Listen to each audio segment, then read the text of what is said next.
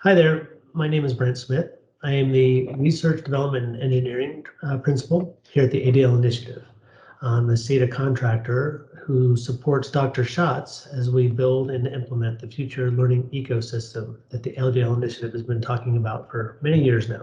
The first thing I think that's important to take away is that a lot of what we're doing with the total learning architecture is aligned in lockstep with the DoD's data strategy. We're really trying to take to heart the fact that data is a strategic asset. What you'll see with the TLA, though, is that these 8 guiding principles that are listed there on the left are really the underpinnings of an architecture, of data standards, by governance strategy to tie all that together, and by a workforce that is able to build that up. We call them learning engineers. So learning engineering is a very important pillar of how we're able to align all of this. And so when we think about the current landscape of training and education, we see that it is a mishmash of different systems, of different data stores. If you think about your own organization, how many different systems does your learner data reside in? Whether it's a mobile learning app, whether it's a browser-based learning app like Google, or the different learning management systems that you may encounter, whether it's a NATO system or a system by your own organization. Certainly within our Department of Defense, we have a number of different universities and simulator systems and a lot of different learning activities that any learner is going to encounter throughout their career. I stole this slide from a tutorial that I went through learning about Neo4j Confluent. It was a very good tutorial on the data mesh 101. So I included that link in here. So if you look at this as the as is of what our world looks like today within training and education, you can kind of think about how this is the to be. This is where we want to move to. If you think of the data in the center here as a big data catalog that points to where all the authoritative data resides. That helps maintain data ownership and data stewardship, but ensures that the data is shared and so that other systems can use it, other system users can interpret it, and that it does work as a strategic asset that kind of raises the bar for every other system that connects to it. This is how we enable adaptive instructional systems and intelligent tutoring and all of the AI, ML algorithms that people talk about in the future. Our total learning architecture project started back in 2016. It's essentially become a data strategy that talks about these different data pillars. But it also is more than that. It dives into the different interoperability standards and working with IEEE to build out these standards. And that's a collaboration with industry, academia, government. Many international partners are in these groups.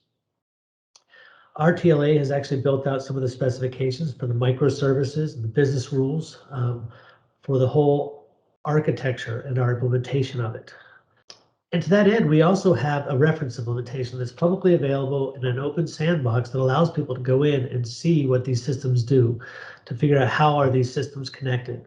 We have a big user guide that's available from our website also. If your organization would like to go there, just do a quick Google search on the ADL site for the TLA Quick Start Guide, and you too should be able to get up and running, and certainly reach out if you have any questions. We love to walk people through it. When we talk about a data strategy, we are essentially talking about these 4 types of data. They might look familiar to you. If you're familiar with learning management systems, what we've done is essentially taken the data that used to reside in a learning management system. We've elevated that to become more of a strategic asset for the enterprise, in our case, Department of Defense. Many of the data standards that we are building this around are still in development through the IEEE Learning Technology Standards Committee. You can join and participate in the development of any of these. And they're in various forms of maturity. XAPI 2.0 is about to be released sometime this year, we expect. The draft P2881 should be out here at some point in time too, as well as the RCD standard 1484.20.1. It's important to note that the architecture also talks about and assumes a server-side component for each of the different types of data. We know that we want the data to be what the core is about. And so we want to be able to store that data in a way that can be shared and accessible and interpreted by others. So each of the data pillars has a server-side data store. Uh, for an LRS, you may have a local LRS, but we want to roll that information up. We'll talk a little bit about that here shortly. For the learner records, we want to be able to roll up and make shareable learner profiles. So any core system may have a learner profile. Then the trick is being able to connect those learner profiles so that you can share that information through the appropriate information exchange agreements. The same can be held true about the experience index. Think of that as your local catalog of learning resources and competency framework registries. And that's just like all the things that need to be taught by a local organization. So maybe it's a school that's teaching information technology or cyber warfare. Most of their competencies are going to be related to cyber. But when you pull those up to the global and start thinking about how does that apply to, in our case, Navy cyber or Air Force cyber or commercial cyber, you can start to compare and align those frameworks to see what means what. So together, all of these systems equate the TLA core. And so when I talk about TLA core, I'm mostly talking about the data and then the tools that we use to manage that data, or I should say manage and share. So we have an API and we have a server-side implementation. Any of the system that connects to the TLA core is called an edge system. So a learning management system, which used to be the core of everything, now gets pushed to the edge, and it's just another learning activity, the same way that a virtual reality scenario or a mobile learning application might be. But other things such as schedulers or adaptive systems or other portals, those will also work off of the core data, and so they are therefore pushed to the edge. Along the bottom here, you see some of the enterprise systems that our DoD is currently putting in place to help facilitate the exchange of data. So these data management services, in some cases, will be made publicly available, like the XAPI profile server. And in other cases, are going to be used more or less to manage the lifecycle of our learning within our DoD. So now I'd like to talk a little bit more about the different types of data that we collect with the total learning architecture. So learning activities, as we mentioned, is really about learner performance and collecting and measuring that. Many of you may already be familiar with the Experience API, XAPI. It's been around for almost a decade now and is getting considerable use in the commercial markets and the academic sector. And DoD, it's been a little bit slower to operationalize it, but largely because we still need some data management tools to be able to implement this at the enterprise level. So at its basic breakdown, an XAPI statement consists of an actor, a verb, and an object. So it's a three-part statement. In many cases, you can add context and you can add results. And so there's a lot of other information that you can append to each statement. But largely, it's you think of it as a ledger, very analogous to what you see in social media with an activity stream, whether it's LinkedIn or Facebook. XAPI is kind of like an activity stream for learning or for training and education. XAPI by itself is very powerful, but it also can be like the Wild West.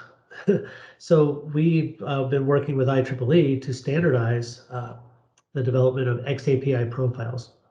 XAPI profiles essentially guide the implementation of XAPI within a certain media, like videos, or for a certain domain like marksmanship training or tactical combat casualty care. What profiles do is they essentially make things repeatable so that they can be semantically understood. The example I often give is about videos. There's a lot of different video players out there available online. And if you were to implement them without a profile, you might say that Brent started the video, while another video player might say Brent launched the video, while a third party might say Brent initialized or played the video. And by using a profile, you can start to work and make sure that you're using consistent verbs and terminology. And that just makes it a little bit easier to clean the data and to make sense out of it across the different systems that are connected here. Another XAPI profile that's very important for the TLA is something we call the TLA Master Object Model. You'll see kind of a picture of it here on the right. And what we essentially have are different sets of rules for the different types of systems that a learner will interact with.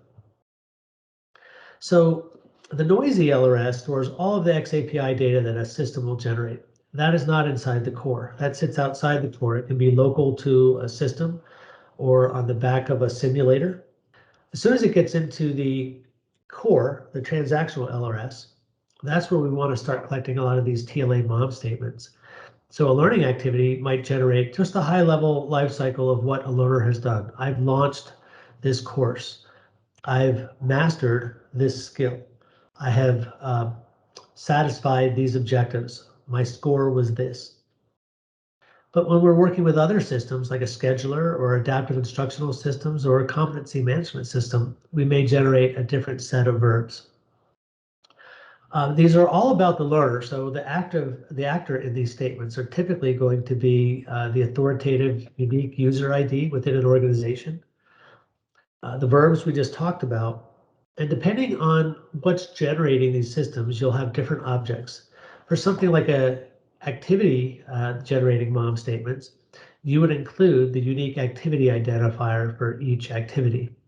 That's going to link to its metadata that we will talk about here shortly. What is the TLA's impact on a learning activity? We know that we want learning activities to generate XAPI statements, and that those XAPI statements should follow whatever the appropriate XAPI profiles are. We also, in looking at those data pillars that we talked about previously, we know that we want to describe each learning activity using the P2881 standard for learning metadata, because the unique activity ID is going to be referenced in that TLA mom statement to point to that metadata. We know that the TLA mom links learner identity with that metadata. And we also, that the P2881 metadata links learning activities to one or more competencies. So the next pillar that we want to talk about is our P2881 standard for learning metadata. So this builds off of the SCORM standard LOM, which is the learner object metadata, except it has a lot more information and a lot more insights included within it. It's a much more modernized version. One of the things that we are in the process of doing is breaking it into core metadata and profiles. So core include data elements that are required for all of your learning experience. So what is your unique activity ID?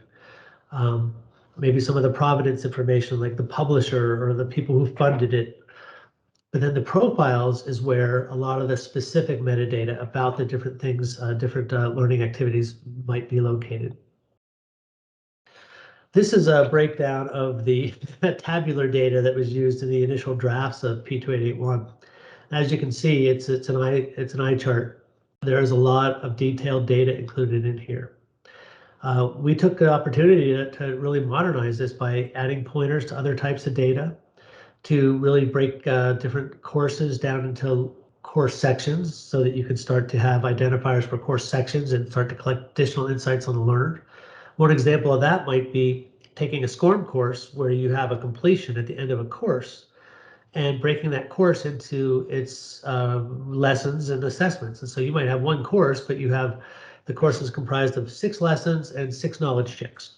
Now you can align each lesson to its competencies that it addresses. That way, if I only need to learn a little bit of a course, I can jump in at the appropriate modules and learn the competencies that I need and then jump back out. So it just reduces the time required. More recently, we've been taking that tabular data and putting it into a graph model. This really helps us visualize the relationships between the different data elements, their properties, and then the relationships. A special note, I would say the blue is kind of all that core data. And it's just going to be important to have that for all the different data types that we have in there. The profiles are kind of in the pink, the upper left here. And as you can see, we might have different experience types. So we call them experience profiles. And you might have one for a simulator or a webinar or a conference or a course and on and on. But you also may have activity profiles. And so we may have a profile for our Pearls microlearning application. There may be different profiles for other systems that are out there as well. But by having these defined and having the linkage back to the P2881 core, now other systems can start to interpret and understand what this data means. I would also highlight the alignment section down here. This is important because this is what links to the different competencies that a course or an activity represents. It also is important because it talks about the different predecessors like prerequisites or other related courses. This allows us to take two course catalogs and take two similar yet not identical classes or courses or activities and start to compare those to see, well, how similar are they? So why does all this matter? So for the P281, certainly we want to be able to increase the granularity of the learner data. This is important for intelligent tutoring and adaptive systems and whatnot to understand the inventory of all the things that I can teach you and what are the different interventions that we have to be able to provide you. We want this stored in human and machine readable descriptions. So these make big use of linked data to be able to pull that back, and now all the different systems are using the same definitions.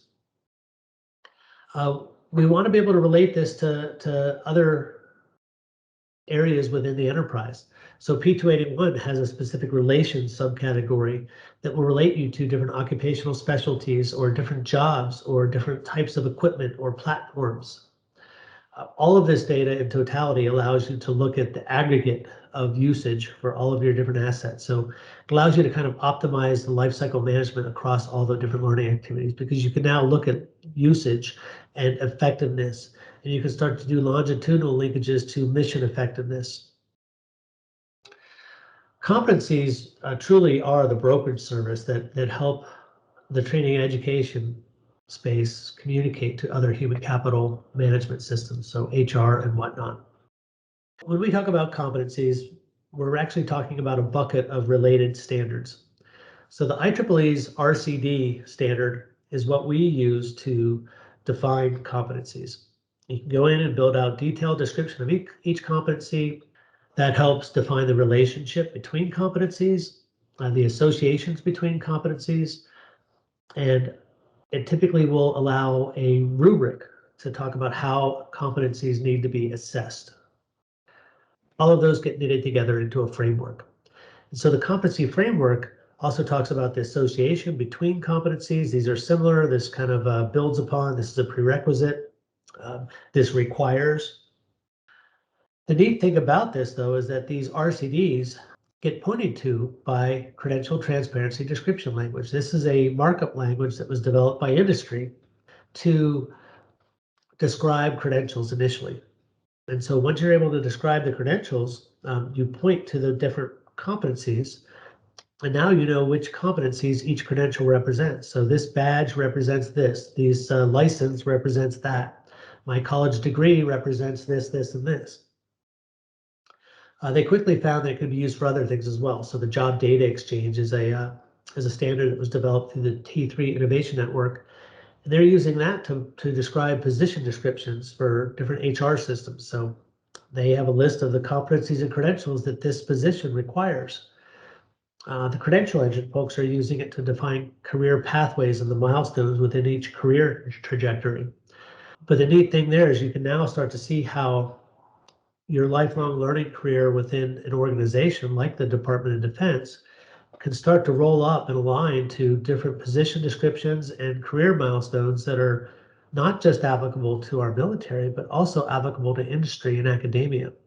And so finding a market for your skills is invaluable to many of our warfighters that are retiring. And so the takeaways for competencies are that we want a localized set of rubrics, a set of assessments. So localized task conditions and standards. That's the context of the local edge, you know, the how you're going to assess the skills that you need for your organization to be successful.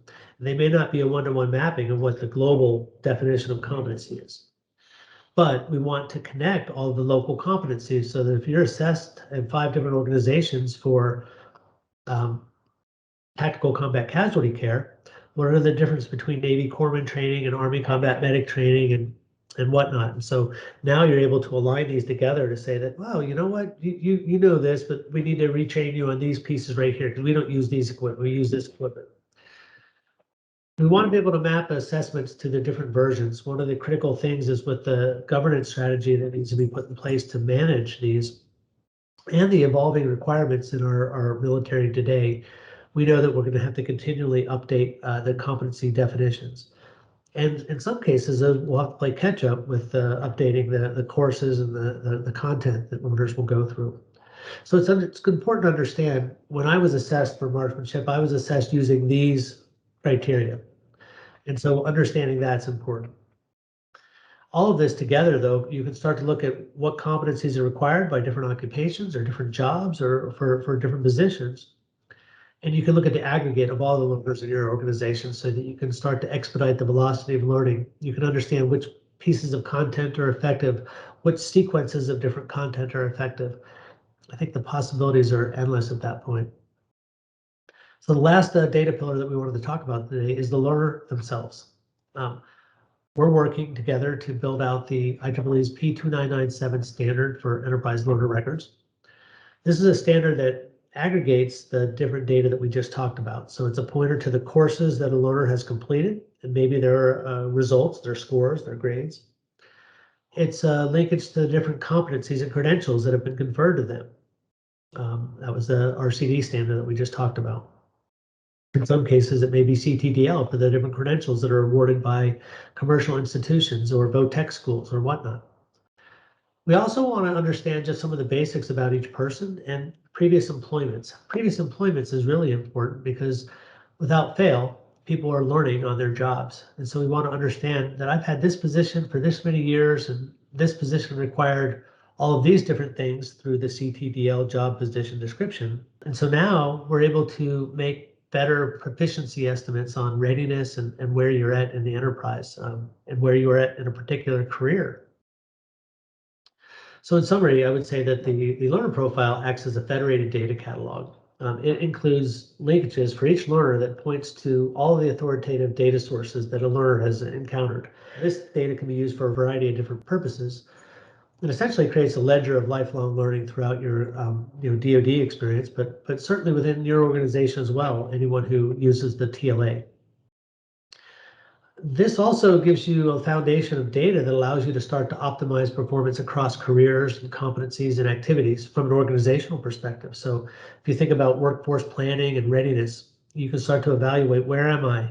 Or we need to develop these new skills over the next 5 years. How should we cross-train our force? How do we get people up to speed on these new skills that we require? And so all of these just give you a foundation of data that collectively works together and ultimately aligns for the value for the learner is, of course, that you are aligning with global standards, global competencies that are in use by industry and academia today. So going back to what we're trying to get at, this actually becomes your TLA core within each organization. And then by having this federated and connected, you can create a network of learning data. And all of those are governed through the appropriate information exchange agreements. So you might have an LXP or an LMS or a mobile learning application that certainly works as an aggregator for its own set of data, but then it federates up to your organization. And so for everyone were to think of their organization as having their own TLA core, but their TLA core might be an edge system to someone else's core. And that's kind of the flavor of what we've got here. That's the interoperability.